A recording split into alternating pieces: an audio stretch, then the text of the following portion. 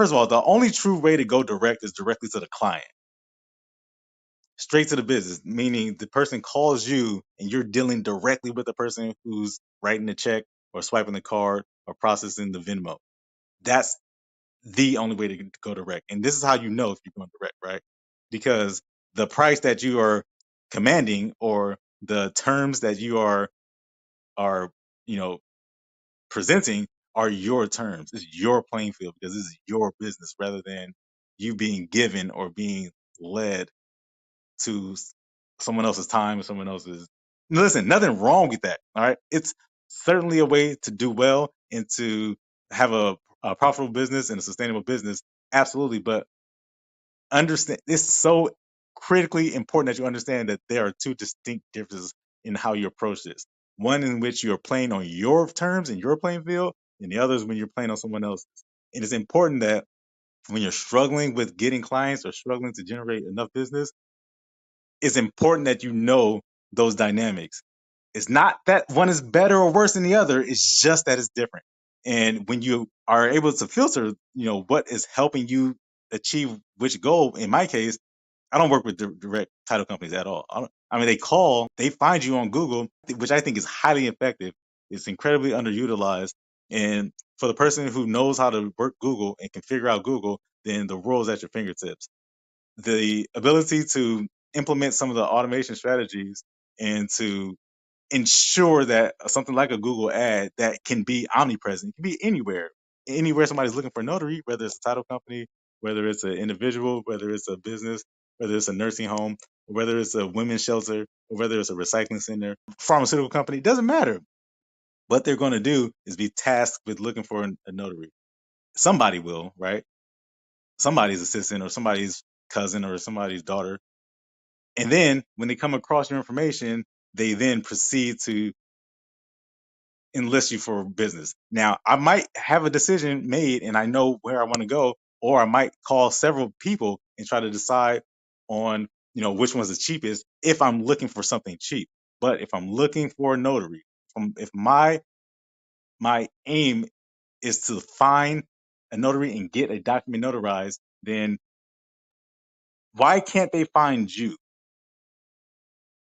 Why shouldn't you be in their path on their way to get a notary document fulfilled or satisfied? So people will contact you via email. They'll contact you via text. They'll contact you via phone. Maybe they'll call you on LinkedIn. Maybe they call you on Instagram, Facebook. But think about this. If you needed something important done, where would you go? And then how would you behave? Do you read reviews? Do you read customer comments? Do you read the competition across town? Do you check business hours? Think about the things that you make decisions on the spot, not after you've thought about it and slept on it and then and prayed about it and worried about it. But think about when you make decisions on the spot, because you have to get this birth certificate notarized. You've got to get these vital records signed and stamped. There is no alternative. It's something that has to be done. So how are you behaving? How do you, not your customers, but how do you behave in those times when you absolutely have to get the backyard cut before your wife gets home from her vacation, or when you have to get the TV mounted, or you got to get the sink fixed, or you got to get your tire changed before your trip to Atlantic City? How do you act in those instances? When you deal with notary, again, when you're dealing with real estate, when you're heavily reliant upon real estate, which can be unreliable as we see now, or if you're dealing directly with private citizens, which is to me the only true way to go direct, when you're dealing directly with the person who's spending the money. How are they behaving? How would you behave in that situation? Your actions, not talking about your spending habits or what you are willing to save and find discounts on and coupons, not that, but just the act. How are you behaving in that situation? So the number one thing that people struggle with is what finding clients is one thing. It's easy to find clients. They're everywhere, right? Everybody's your client, to be honest. If you approach this from a private citizen's perspective rather than a company that's feeding you orders and feeding you leads, right? Because they're out searching for clients. But if you are dealing with the public, dealing with businesses, dealing with roofing companies, dealing with grandma, dealing with hospitals, dealing with tire companies, whatever it is, dealing with banks, car dealerships, they're everywhere. These customers are literally everywhere. Now, why aren't they calling you? Why aren't they emailing you? Why aren't they texting you? How do you get more of them? It's not your experience. It's not your confidence. It's not your generosity. It's not your level of professionalism. If you think it's those things, then here's how you find out. The next time someone hires you, ask them. And if they say that, then that's how you confirm that. But unless, again, think about how you behave, unless someone says specifically, I hired you because you have a 4.9 star rating and the customer had a review that said your name specifically. Unless they say that, then I wouldn't assume that otherwise. Now, this is what I would recommend. People will call you and tell you exactly what the problem is. You guys hear that call I just took? What did he say what the problem was? He said the problem was, I can't pay you. Now, right? He didn't say anything about LinkedIn, didn't say anything about YouTube, say anything about Instagram, Facebook, say anything about uh virtual assistants, say anything about Google. He said, I can't pay you. Now, how did he find me? At this stage, what phone number did he call? This upcoming Friday, there's a course that I have. It's called Notary Automation. Maybe you've heard about it, maybe you haven't. But here's the perspective I want you guys to think about. People are looking for notaries right this very moment. And as more and more notaries drop off, meaning they heavily position themselves or line themselves with the real estate market and signing services and directories and databases and title companies and escrow office, right? Again, not saying anything's wrong with that. I'm not saying it's better or worse. I'm saying it's just different. And when it's different, you have to be very distinguishable about this. You have to see this. When people are dropping off and you're still here, and I'm still here, now all of a sudden you become a commodity. Now all of a sudden you become in a very advantageous position. But you have to raise your hand, your proverbial hand, let people know that you are here. And there's a couple ways to do that. You might be doing a couple of the strategies right now, but there's something not connecting. There's some reason why customers aren't following you. This Friday, what I'm gonna do is break down why why customers find me very easily and how come I eliminate this sort of sticky path that it comes to when it comes to finding something as simple as notary. We only do one thing. There's only one thing that we do. We only stamp documents. We sign documents and we stamp them, right?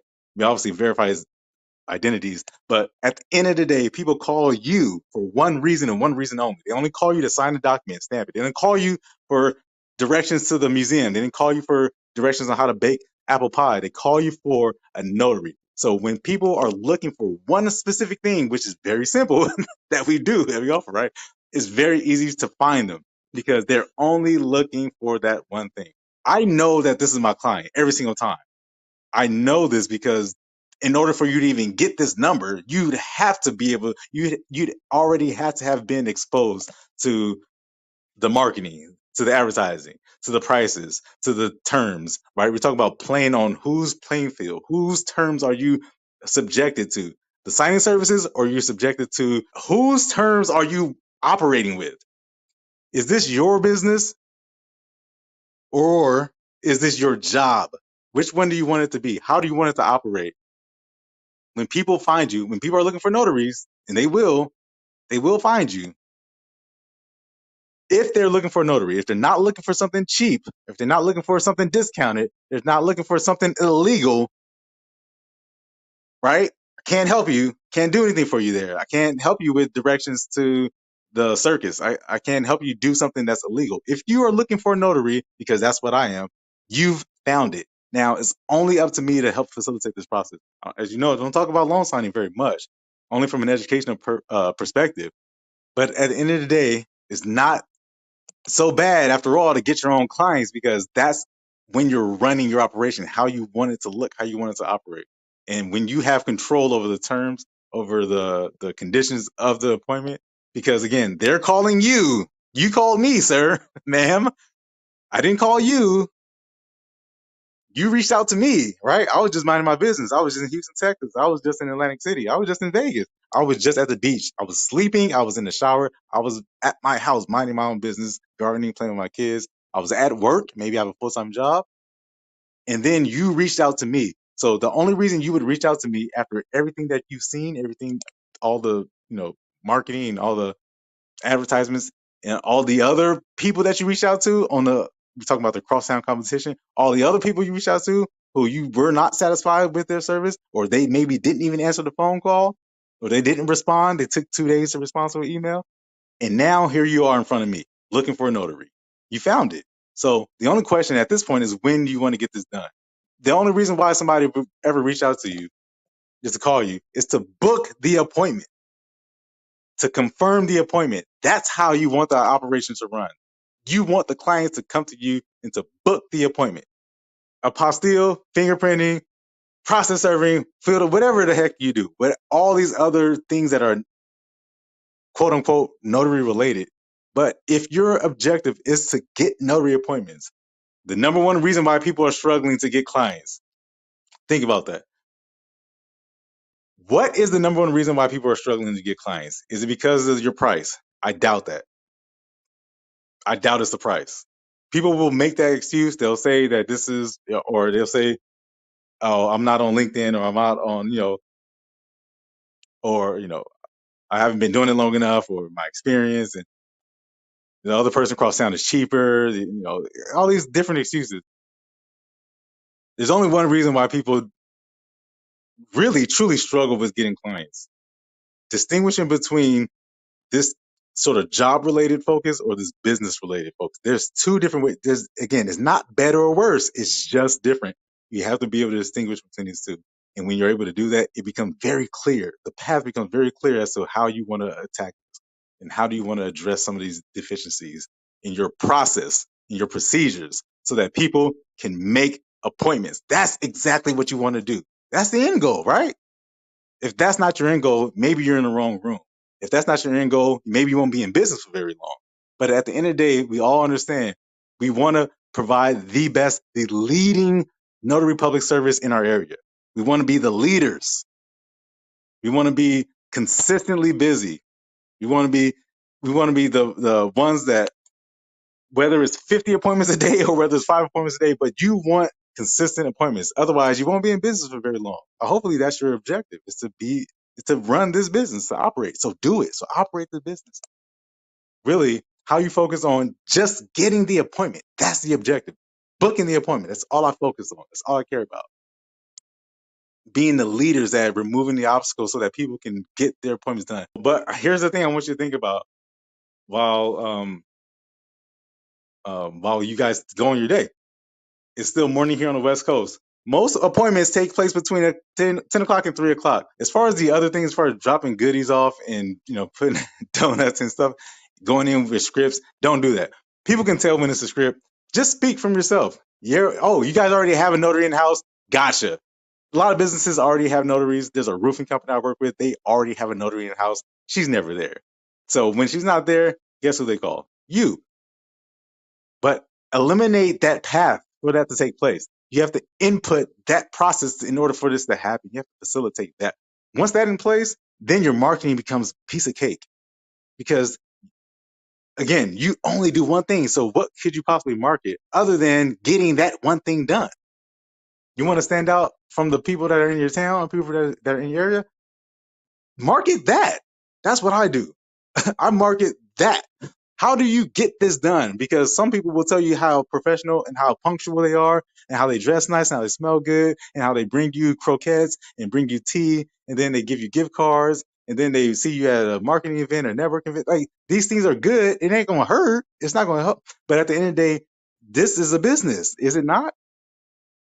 Not the notary business, but the people that you're working with, whether it's a family, they have to get back to their lives. Maybe they don't have to get back to work, but you want to do a power of attorney for us?